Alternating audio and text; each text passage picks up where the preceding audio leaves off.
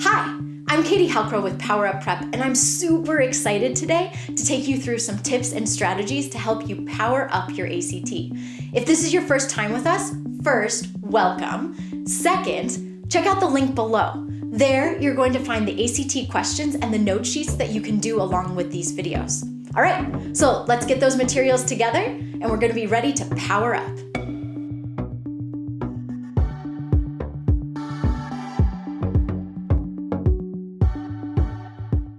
Okay, so you've done a great job. So we just talked about line reference questions, scanning questions, and content overview questions, like those 3 question types. And before I give you the last couple strategies for the reading section, what I want to do is take a minute and go over some of these questions so that you can see them in action. Okay, so what you see on screen in front of you right now are 4 questions. Which of these questions are line reference questions? Okay, you're right. So number 1 and number 4 are both line reference questions. Okay, so we're going to do line reference questions first because that's what we would do if we were doing this test. Okay, so the first one says, based on the information given in line 56, the narrator and Adam have shared meals together at least. Okay, so what we're going to do now is look at the text in this section. So we're going to go to line 56, and then we're going to read the sentence that's line 50 that composes part of line 56, as well as the sentence before and the sentence after. Okay, so starts with, looks like we've got 4 breakfasts, 1 dinner, and 2 lunches left, he says. Okay, so now what we have to do is we have to read that line before, so the one that starts, or the sentence before, so starts as it turns out, and then read through the line after. So as it turns out, he received his ID earlier than expected, which left about 25 free meals for me to use throughout the year. Looks like we've got 4 breakfasts, 1 dinner, and 2 lunches left, he said. We should probably do a brunch on Sunday then, huh? Okay, so based on the information given in line 6, the narrator and Adam have shared meals together at least. Well, we know that they had 25 meal tickets from the sentence before, and they've got 4 breakfasts, 1 dinner, and 2 lunches left, which is 7 meals. So they must have shared at least 18 meals together because 25 minus 7 gives you 18. Okay, so that would be the first question. So line reference question number 1. Then let's turn to line reference question, so the question number 4, which is, as it's used in line 78, the word fair most nearly means. Okay, so remember, this is a word meaning question. When we're dealing with word meaning questions, what we do is we go to the line being referenced, contextualize it just like we did on the last one, but then we're going to substitute in the words to see which one makes sense. Okay, so the sentence with fair in it starts with there are 6. So we need to go to the sentence before that, which would be, so what do you feel like for dinner tonight? And then we're going to read through the following sentence. So what do you feel like for dinner tonight? There are 6 relatively affordable restaurants within walking distance of Adam's building, and we have frequented these often enough to have standard fare at each. At Menden's, we split a burrito and get chips and guacamole. If we're really hungry, we get 2 burritos and save leftovers for later. Okay, so based on that section of information, we need to determine what the word fair means. So does it mean monetary payment, food options, performance, or equality? Well, let's read them and find out. There are 6 relatively affordable restaurants within walking distance of Adam's building, and we have frequented these often enough to have standard monetary payment at each. At Menden's, we split a burrito. Well, I don't know. That doesn't sound great. Let's try the next one. There are 6 relatively affordable restaurants within walking distance of Adam's building, and we have frequented these often enough to have standard food options at each. At Menden's, we split a burrito. That sounds pretty good because they're talking about food in the next sentence as well, so food options might work. What about we have frequented these often enough to have standard performance at each? Well, that doesn't work.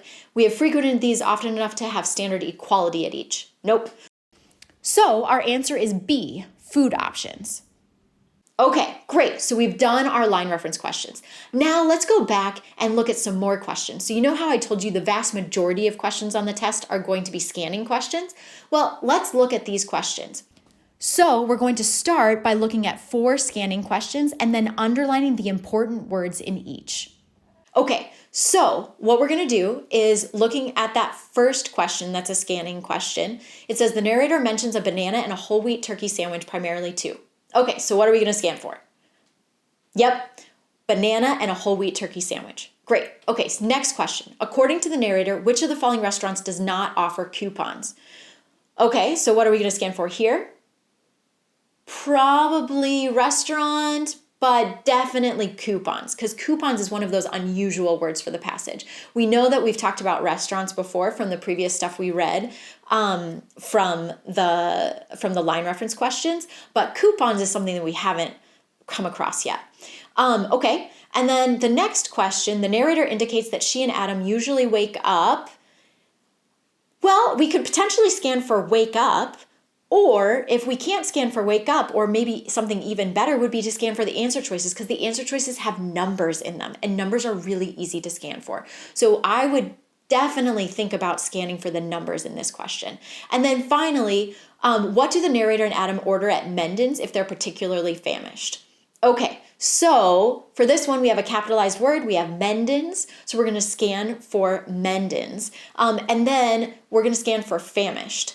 Okay, and a word, so if we don't find famished in the text, we might find a word that's related to famished. Okay, so we go back through and we're scanning through our text. We find that banana and whole wheat turkey sandwich right here. And so if we read the sentence before, that sentence and the sentence after, we see usually one of our meals each weekend is down in the cafeteria, and I get plate after plate after plate, hungry for just five French fries, 1 slice of pizza, a glass of skim milk, a plate of stir fry, a chicken leg, and a scoop of broccoli. Although Adam is already tired of the cafeteria's menu, I am still hungry for its variety, hungry for anything that doesn't resemble a banana and whole wheat turkey sandwich that I pack for lunch every weekday. Yeah, I think brunch is a good idea. Okay, so when the narrator talks about the banana and whole wheat turkey sandwich, what does it do? Why is she talking about that? And it's because it contrasts her typical lunch with the cafeteria's selection. She lists lots of things that this cafeteria has in it. And then her whole wheat toast and turkey sandwich is very mundane. So it's very ordinary compared to what's offered at the cafeteria. Okay, so for the next one, according to the narrator, which of the following restaurants does not offer coupons? Okay, so we're going to find coupons. And where do we find it?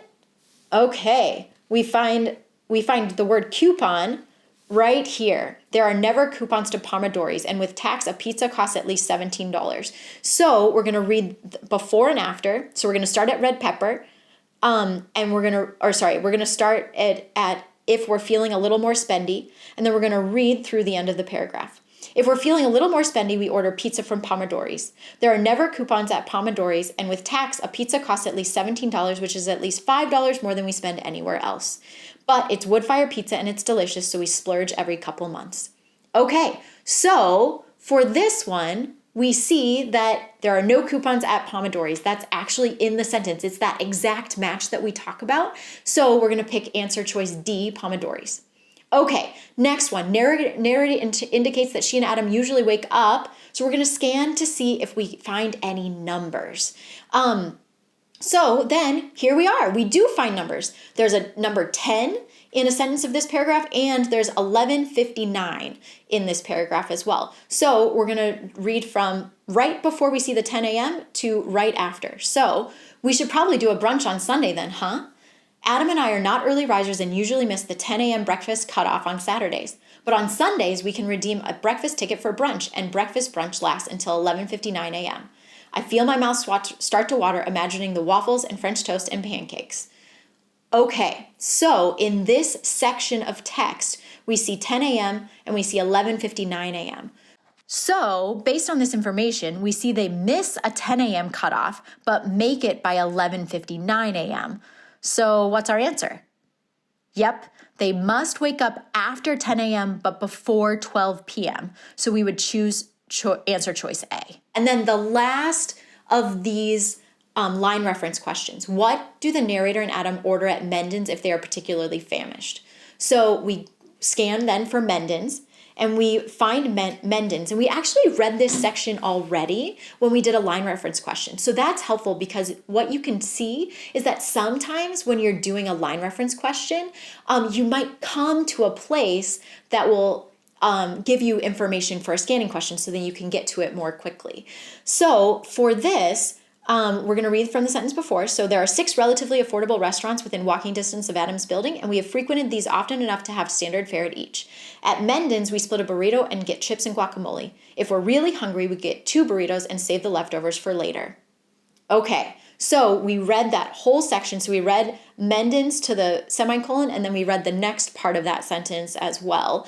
So, and we found really hungry, which is a synonym for famished. So we know that since when they are really hungry, they order 2 burritos and save the leftovers for later. So we know that the answer is C, 2 burritos. Okay, and then finally, here is our content overview question. Based on the passage, the narrator and Adam will view their financial situation as. Okay, so for this question, we don't have anything to scan for and we don't have a line reference to go to. This is just asking about the content of the passage as a whole. So it's an overview question, content overview question. So we go through the answer choices, eliminate what we can, and then take our best guess. So our content overview question says, based on the passage, the narrator and Adam view their financial situation as A, comfortable. They can easily afford whatever they want. Well, they seem to be really focused on money and spending and using coupons, so the word easily doesn't seem to fit. And because they talk about pizza they love but only splurge on every couple months, they don't feel they can afford whatever they want all the time. So we would eliminate answer choice A. So then B is depleted. They're not able to buy necessities. Well, that's not true because they can buy food. They are maybe a little bit careful about how they buy food, but they can buy food. Then number C is tight. They're very careful about how and what they spend. So we're going to leave that in because that is true. And then D, unimportant. They do not consider it when making decisions. And that's clearly not the case because they're very focused on how much they're spending and whether or not they're using a coupon and how much of a splurge it is to buy a $17 pizza. So we are going with answer choice C, tight. All right, so hopefully that was helpful to you to see these questions in action and get to look back in the text and figure out how you do these answer choices. So we are almost done with this reading section. We just have a couple more strategies to go. Thanks so much for watching. I really hope that this was helpful. If you have any questions or comments, please don't hesitate to leave them below. We love to hear from you. Also, if you like what you see, hit the subscribe button so that you won't miss out on any of our curriculum or other tips and tricks that can help you power up your ACT.